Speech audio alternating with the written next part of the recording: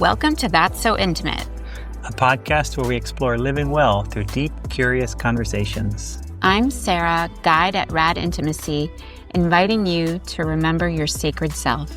I'm Bryan, a guide at Sadhana Yoga School, where we share wisdom for life. Let's get intimate. We are back. This week, Bryan and I are unpacking the concept of community.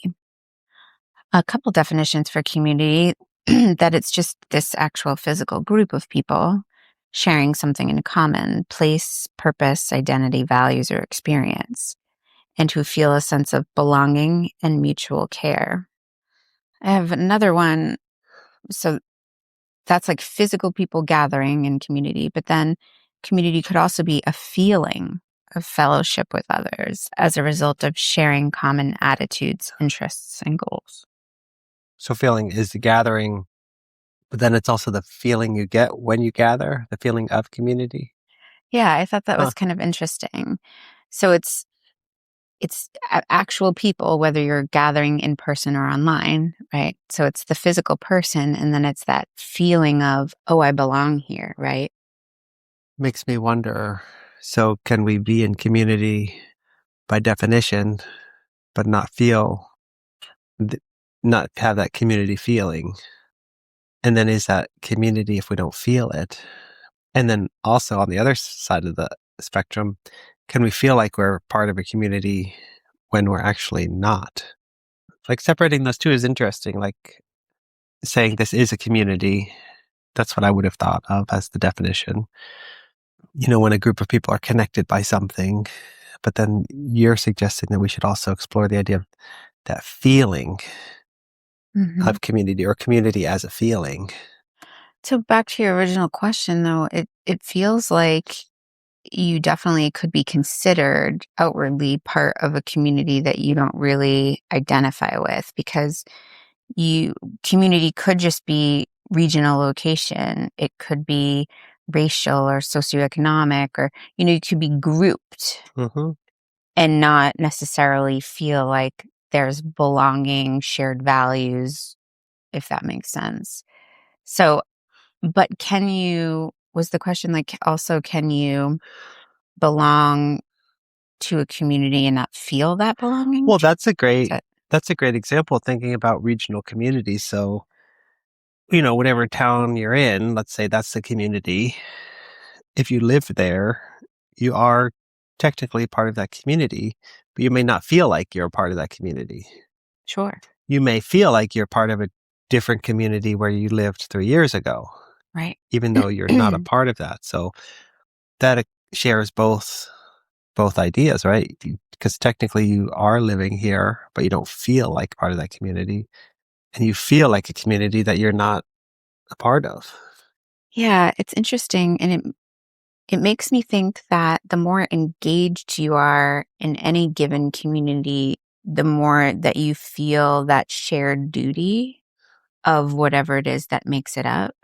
And maybe you don't want to put that time in if you don't identify in particular with their purpose or their values or the reason that they're gathering. But this brings me to the point of unpacking the origins of the word community. And it comes from the Latin communis, co meaning together, and munis meaning bound. So literally bound together in shared duty. So you have to want to participate in that binding, in that commonality, in order to, I think, participate in whatever that shared duty or value is. Then maybe you feel belonging there. But participation actually is a huge part of it, right? I don't know if you can be in community really if you don't participate. Yes, that comes back to like, what is it that's bringing the group together? If it's regional, I guess you participate by living in that region. And then meet the criteria to be part of that regional community. But within that regional community, you have other sub-communities, like, I guess we're thinking about more shared values. So you have the people that let's overlap other things. Like we have communities that we gather around activities, Mhm. right? So like I play pickleball, so I have a pickleball community. I'm part of that. And I am a part of that by playing pickleball, right? I'm part of Mhm. the regional community by living here. I'm a part of the pickleball community by playing pickleball. If I stop playing, I guess I'm not part of that community anymore. If I move to a different Mm. region, I'm not part of that community. It makes me think, like, how much does affinity play into that feeling of real belonging within it? So that, you were born in the town you live in now. So do you feel a bit more tied to that town? Or you grew up with yoga in your life and now you teach it, do you feel more tied to a yoga community because of that? Versus, like, I don't know, I guess, are there different layers of depth of community that you have? And how much you identify with whatever that affinity group is or whatever the purpose is how much you feel that belonging there. So different levels of feeling of belonging in different communities, right? Yeah. Yeah, I've been thinking about this similar idea recently. Just the idea that we can, like the different communities that we're in, I guess it's getting at that feeling that you're talking about. Like we're in different communities, but some of them we feel a stronger affinity towards, or we feel like it wants to take up a bigger part of our life. Mhm. So we might, I guess when we introduce ourselves, we tell people about the communities that we're in a way, like Sure. like if you identify really strong with the community, a regional community or a town, or right, you tell them where you're from. Yeah. If you don't really identify with that, if that's not a huge part of your identity, and yes, you are from this town, but it's not really like, it's just like a small part of you, you don't mention that. We mention the communities that we're involved in that we feel like we want to be a big part of our lives. So you have your community at work, right? You have your friend community, you have your family community, have your, volunteer organization communities, your activity communities. And it's interesting to have all these communities and still maybe feel that you don't really click, like it's not quite getting you in a way. Like, I feel like I lived a lot of my life, like, participating in certain communities and finding some contentment in them or whatever, but it just, like, I just felt like I was missing something, and I was, like, on this, like, search for, like-minded people where I'm like, "Okay, clearly our values overlap, our approach to life, like, whatever." So, I think it really is a critical piece of humanity to not only just say, "Oh, I was born here. I have some identification with this place, therefore I'm a part of it," versus like something that really fills your cup, whatever that is. And you can know these people over time. And yeah, it allows you to be seen and known and supported. Yes, some communities provide a feeling or this sense of belonging, or we really feel part of that collective identity. Other communities that we're a part of don't provide that. I haven't thought about that so much. So yeah, that feeling that we get from a community is probably becoming more and more important for us in terms of which communities we're a part of. My sense is the world today, geographically, we can travel so easily. So we can kind of choose our geographic community. We have so much freedom in our profession and work life and education, so we can choose which community we have for that. Hmm. We can choose. We have so much freedom of thought and yeah, just like lifestyle choices, and we can choose our communities for that. So we have so many options for which communities we could be a part of. I'm thinking more so than 100 years ago or 200 years ago or 500 years For ago. Like, sure. they didn't have as much choice of which communities they were a part of. They're kind of like, you live in this town, this is the community that you're in. And there'd be pockets within that community, but that was probably it. Yeah. Yeah. Whereas now we're so overlapping and there's so many communities that we could be a part of, but maybe there's a lacking of really a attachment to one. I certainly think attachment to place has gone down in its overall, well, at least in America, we're just all very transient, right? Most of us don't live, start our lives and continue our lives and end our lives all in one town or region. We often are moving. Hmm. So I think location ties are definitely weaker. And then with the advent of the internet, then we can find our communities digitally online and all over the world. Like you spoke to, the communities can be all over the world, and maybe we actually meet the people in person and then continue our relationships in our community online. But sometimes we never have met the person, Hmm. face to face. These are communities built on some sort of affinity. And then, like, really counter to that digital community is a, is one that I belong to, which is a co-housing community. Sometimes they're called like eco villages, but the concept being that, we do living together generally. And there's different degrees of that. Like, we don't have shared income or anything, but some are like really mashed together and are like basically like a large extended family all living under one roof. They might have separate rooms, but they have like a shared kitchen. Ours is a bit more separate where we have individual like homes or apartments, but we do a lot of shared activities together.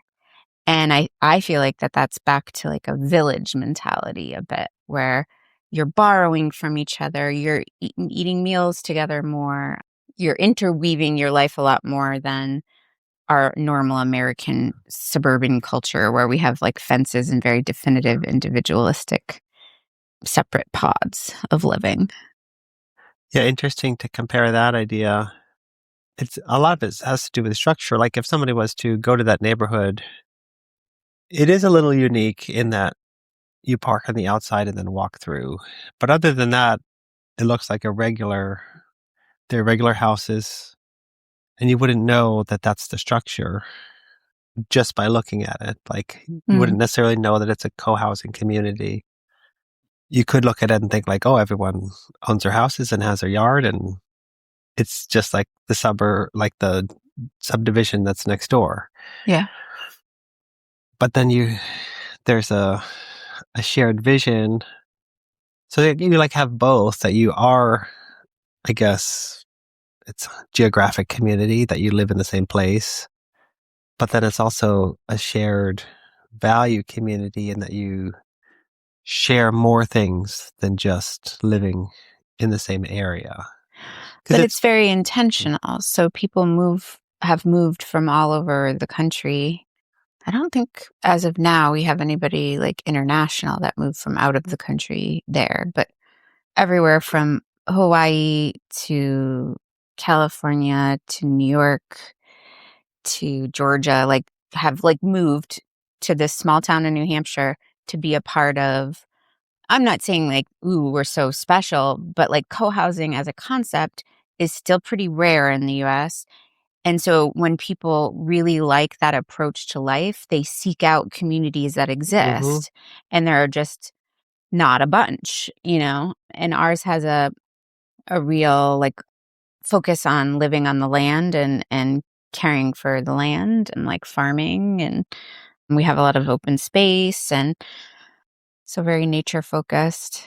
Anyway, they come for that. They don't come for the structure that you're seeing when you drive up. I mean, it is pretty, I think. It's a pretty setting and the buildings are good to look at. But they're coming for the idea that their kids can run around without cars and they can, rely on each other a little bit.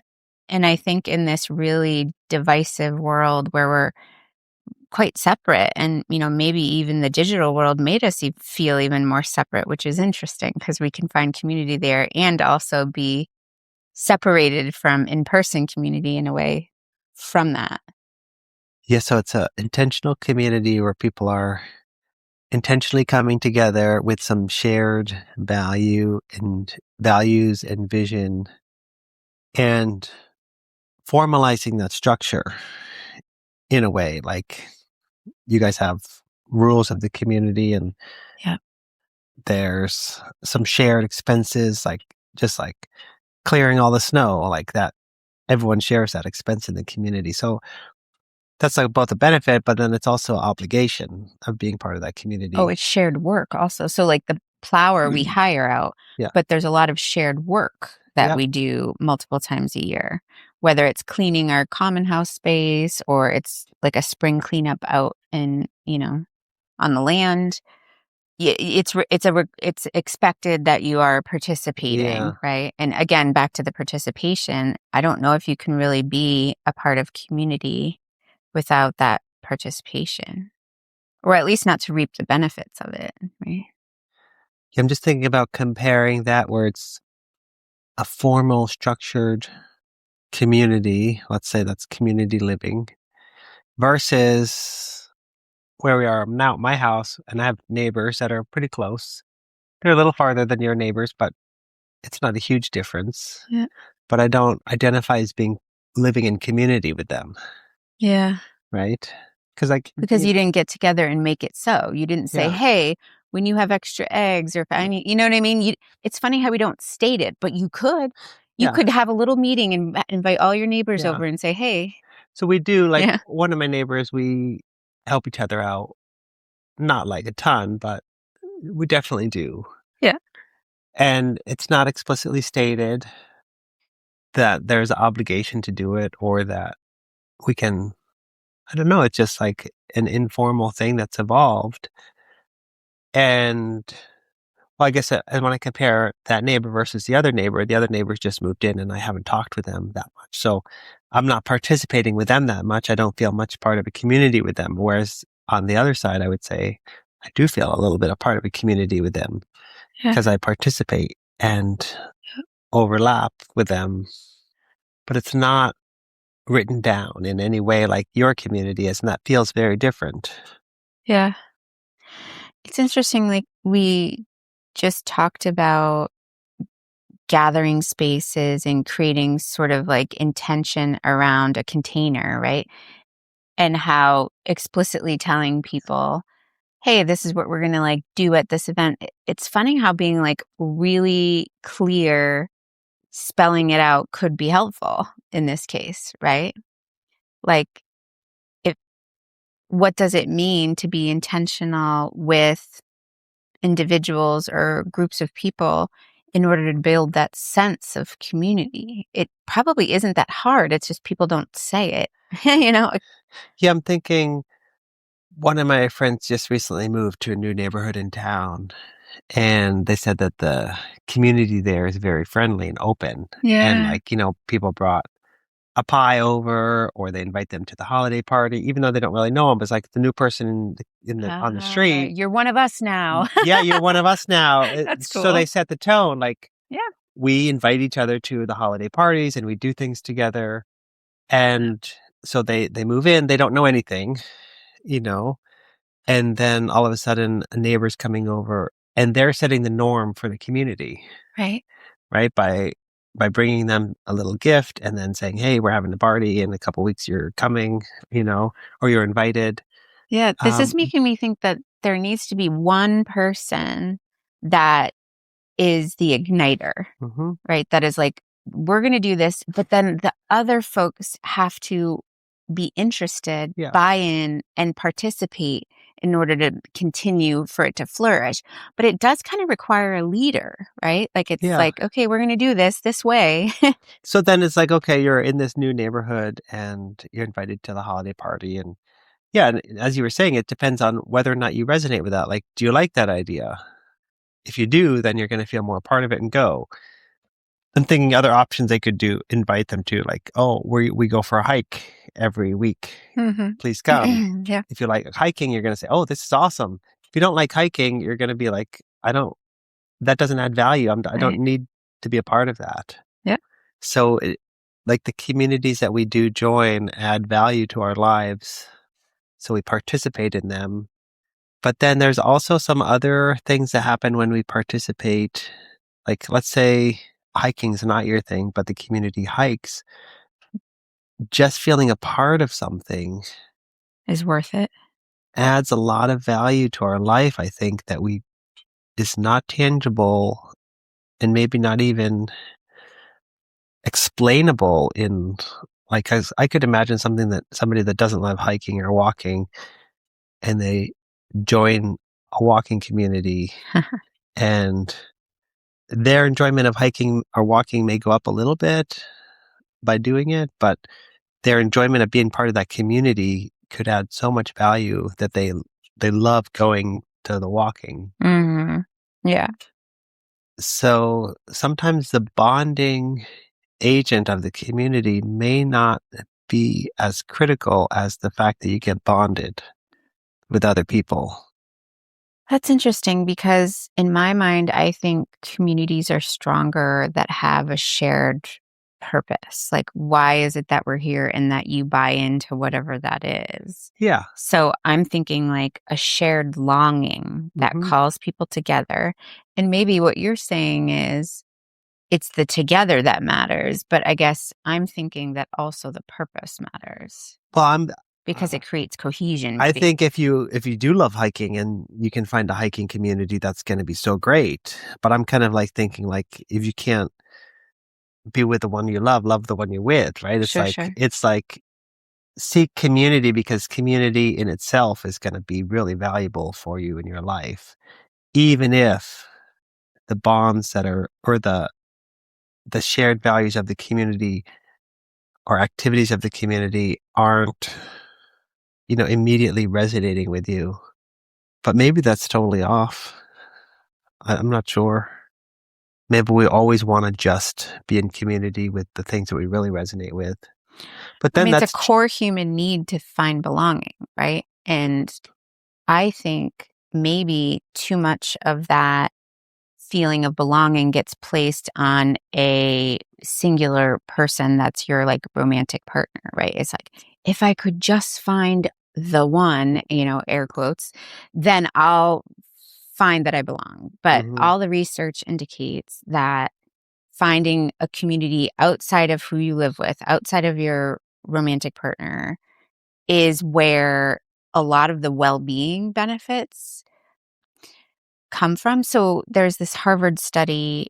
I'll put it in the show notes in case people want to like look at some of the details, but they followed people over the course of, I want to say, at least 30 years and found that in particular, I don't know generally how old our listeners are, but it was really critical around age 50 that if people had like I was going to say robust, but not robust as in large, robust as in like it could be small but deep. But if they had a rich community of friends, then all aspects of their well-being were amplified, and it even extended their life so that they were living more well into their 80s. So it's like mental health, physical health, right? Like we need each other big time. Mhm. And we need each other beyond more than just one other person. And so I wish I love romantic love. It's wonderful. And yet I wish friendship love and community love were more talked about, as critical. Rom-coms about that.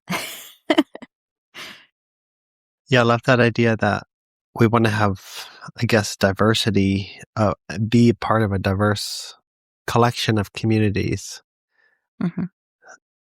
Because then when one is having a challenge or not available or shifts, we still have the others in our life, right? So Mhm. might be part of a service organization that then dissolves or changes and we no longer resonate with it, does that mean our life is over because we lost that community?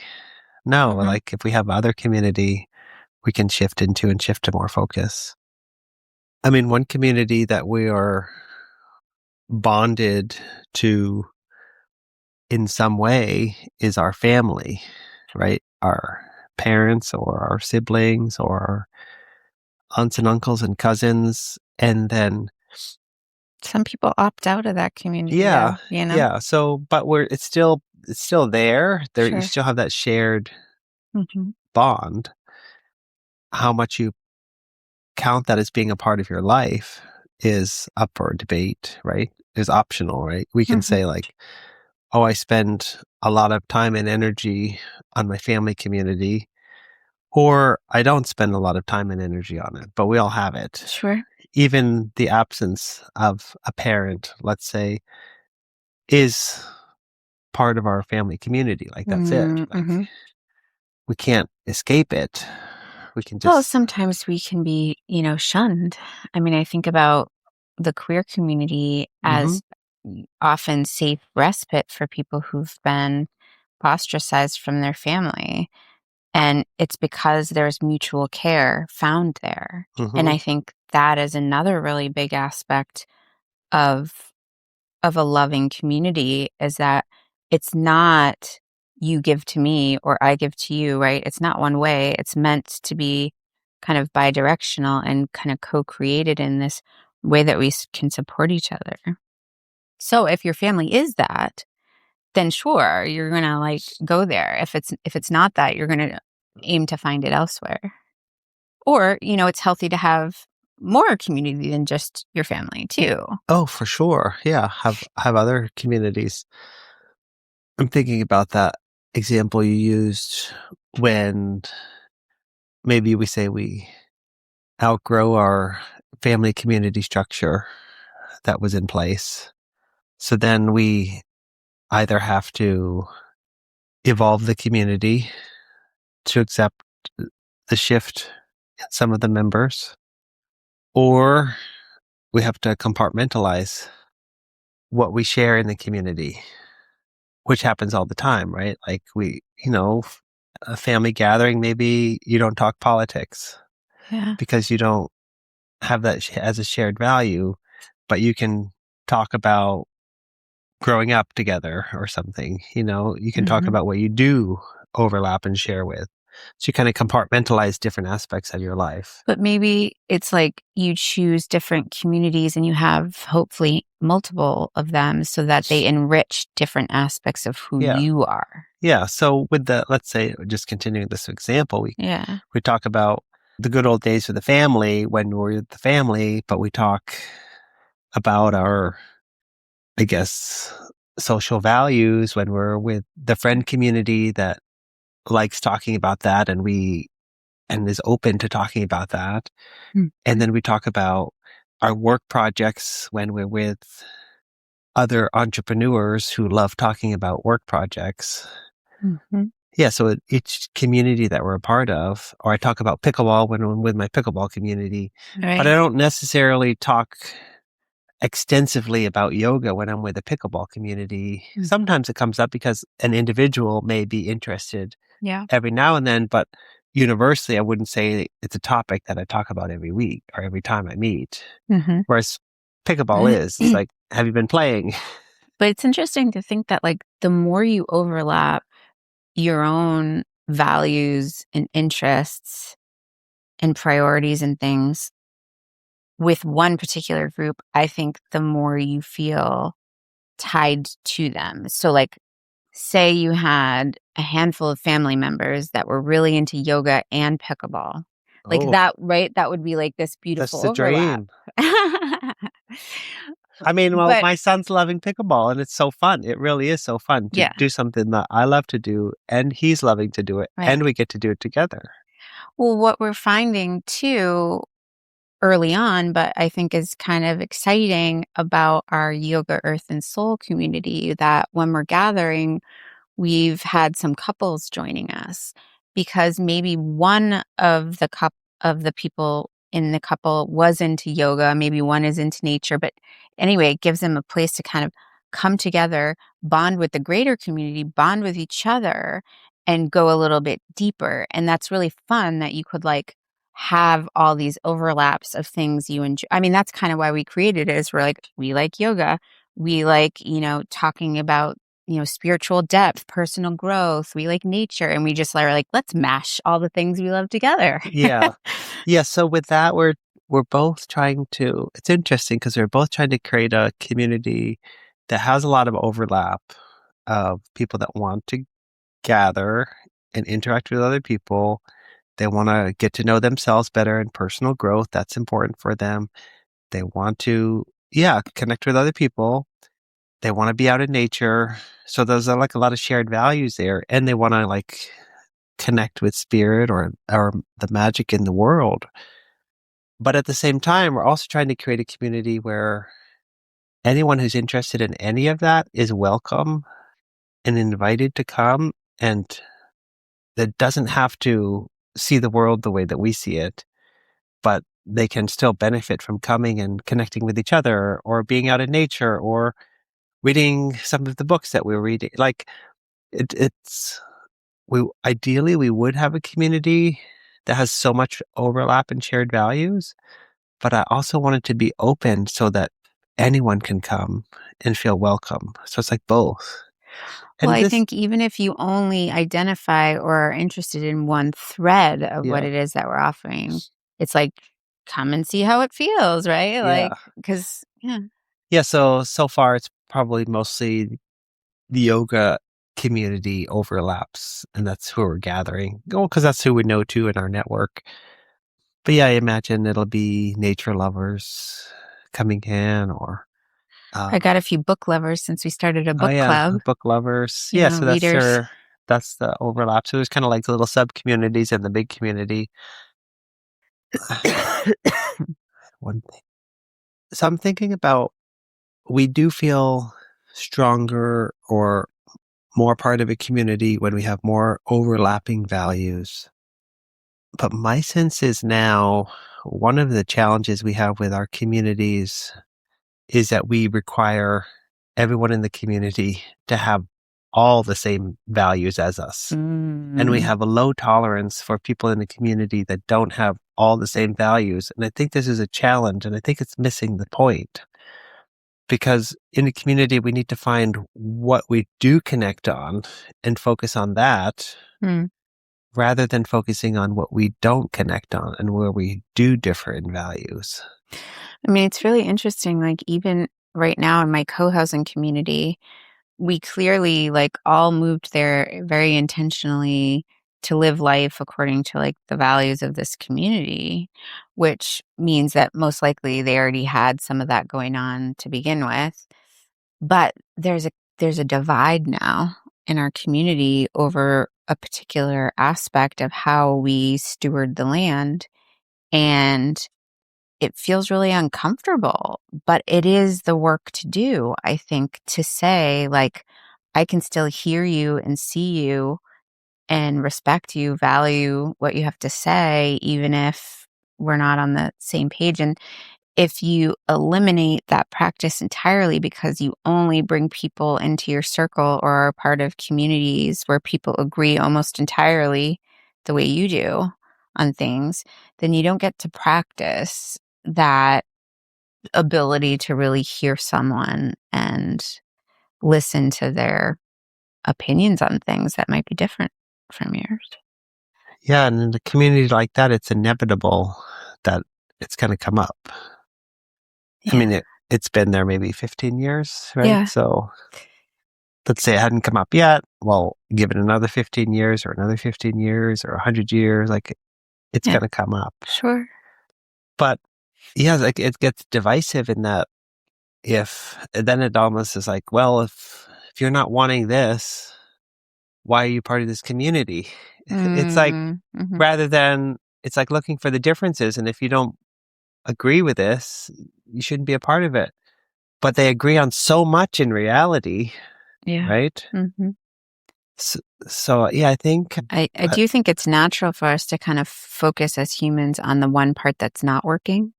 Like, mhm. have you ever gotten a review or Oh, something where somebody like says great things and then they have like this thing to work on and all you can focus on is like the thing to work on. So it's interesting to try to put it in perspective. Like we agree on, 85% of these ways of living in this community and yet, you know, there's this significant disagreement, but can't that be something to overcome or explore? yeah. So I'm thinking about like well, just like in the roles that I've had as a community leader, it's about going back to the shared values of the community and focusing on what do we connect on? Yeah. Why are we here? And then when we have that as a pretty solid foundation, then you kind of approach the challenges or the disagreements from a different perspective. They feel smaller, they feel doable, and they also feels like it's worth doing that work. Yeah. It's worth overcoming that challenge and having that difficult conversation, however long it is, because we're working towards some shared goal. But it can be hard to be a part of a community and then have it start to splinter. Yeah. I want to introduce this concept. If you've heard the word Ubuntu, it is spelled Ubuntu, and it's a South African term that essentially recognizes shared humanity. And it basically means that my well being and dignity is tied to yours or tied to the collective. So, what I love about that is it is that mutual care kind of approach, right? Like I am because we are is like the more literal translation of that word. I am because we are. We are all interconnected. And in that way, like the whole world or the whole universe could be your community. But you can also shrink that down to just like the people who live on your street or the people you come in contact with every day. And then we've been talking about people, but this is all in the context of on the earth too, right? Like, or Mhm. in this region, which involves this forest or Yeah, be in community with the animals and the plant life and that, right? whatever ecosystem you're in, Yeah. which you interact with. But I love that concept in these times where we are so divided politically and there's a lot of harm happening to people who are different than, like, say, the white man or whoever's in power. And I love that my well being and dignity is tied to yours. So, how you behave or other people is what basically you're doing to yourself. And I know there's a Yeah. lot of yoga concepts that are very similar. Yeah, I love that idea. It makes me think of another quote that I remember too is like success unshared is failure. Ah, It's like if you succeed and then in a vacuum and on your in a own. vacuum and just you succeed and you don't share that with Yeah, those around you, you failed. I love that. Yeah. Success unshared is failure. Mhm. And it comes back to like how we organize ourselves and organize our financial success is really interesting. Like we're very individualistic in our country, right? It's about the hero's journey and making money for yourself and maybe your immediate family, but you're not usually thinking much beyond that. It's not like I will share my wealth. I mean, some people will certainly volunteer and donate money and things like that, but there isn't this like shared prosperity approach.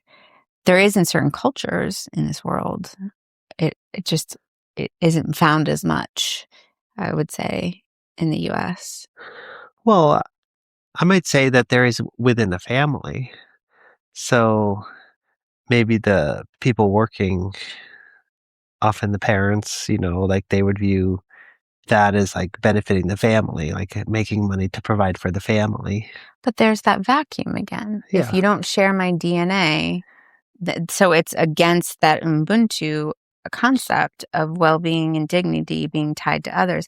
It can't just be only if you look like me, only if I birthed you.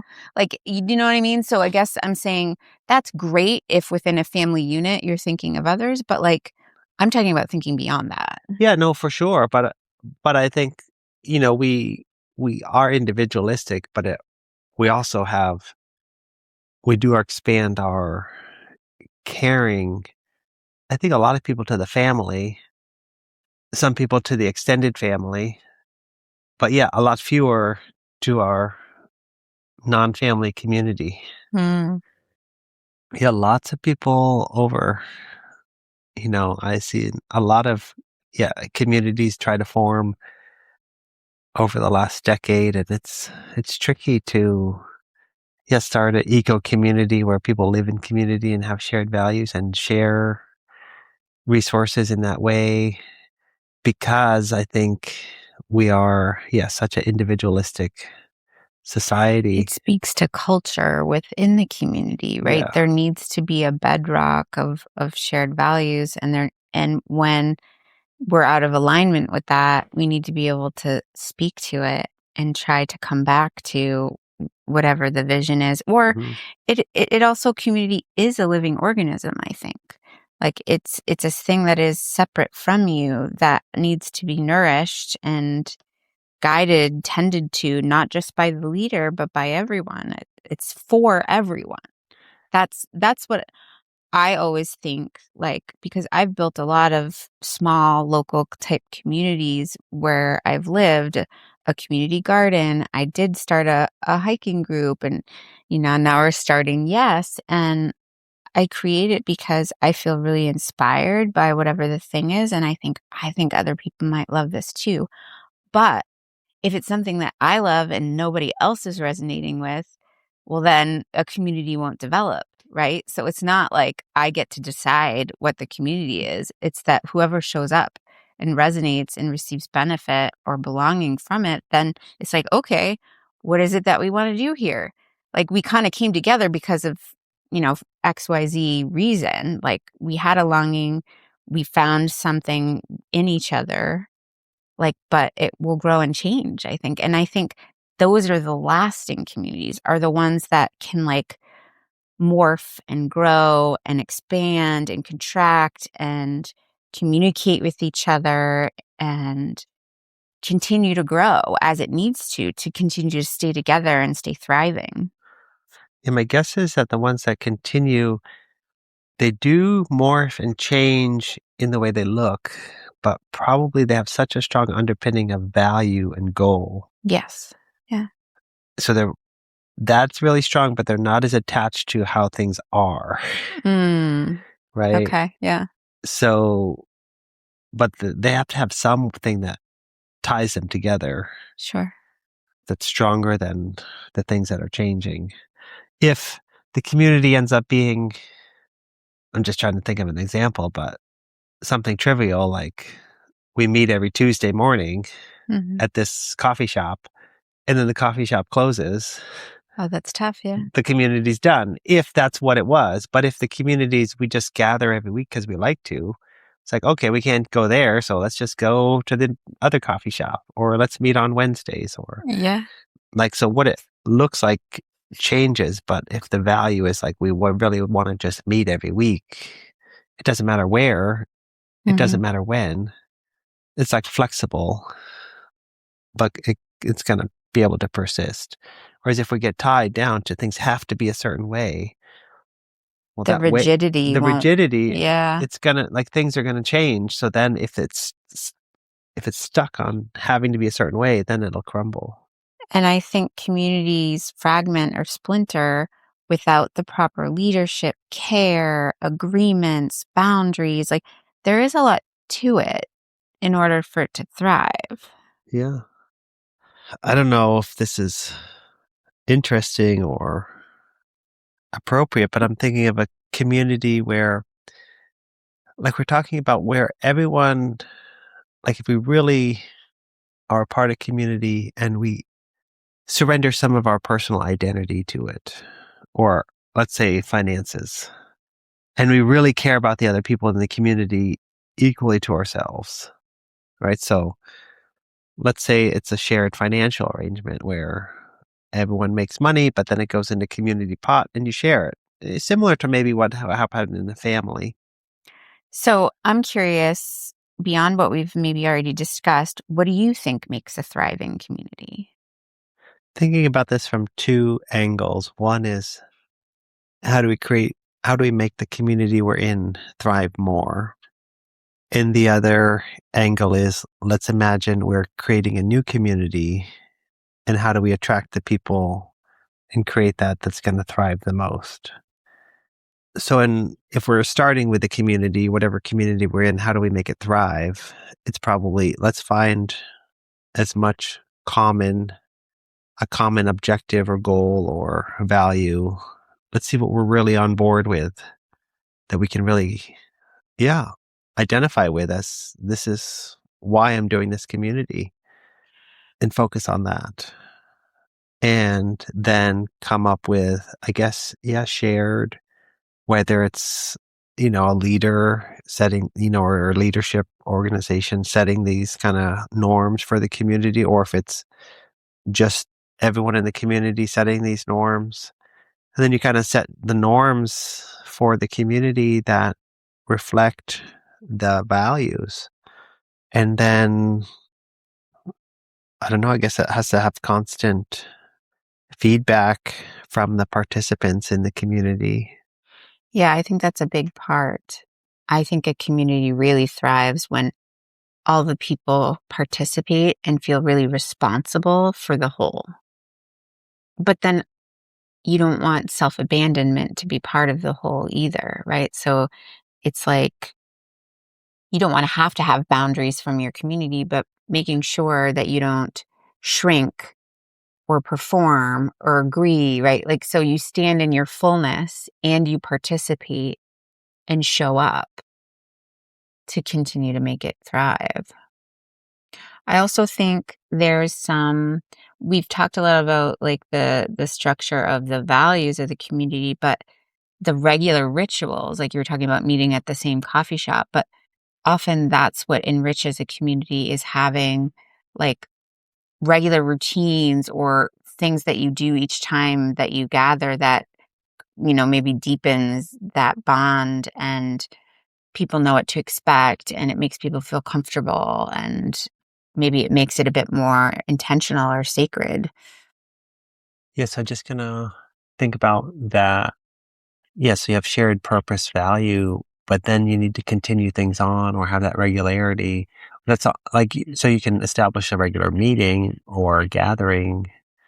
I guess with that, maybe it's like leadership that is gonna kind of take responsibility for gathering the community. Yeah. Or directing it. I'm feeling this like sense of this, belonging and togetherness. And I have an African proverb, which I'm sure people have heard before, but if you want to go fast, go alone. If you want to go far, go together. So that feeling that this community can really enrich your life and take you where you want to go. Yeah. And then from Bryan's Solace, he says, community is much more than belonging to something. It is about doing something together that makes belonging matter. Basically what we were saying about purpose, but I like that line, that makes belonging matter. Maybe it makes you matter as an individual, but it makes this group of people coming together really stand for something, really matter. Mm-hmm. Yeah. Thanks for tuning in to That's So Intimate. If this episode sparked something for you, hit subscribe and share it with someone you care about.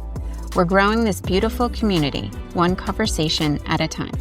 Got a word or topic you want us to explore? Send us an email or find us on Instagram. We love hearing from you.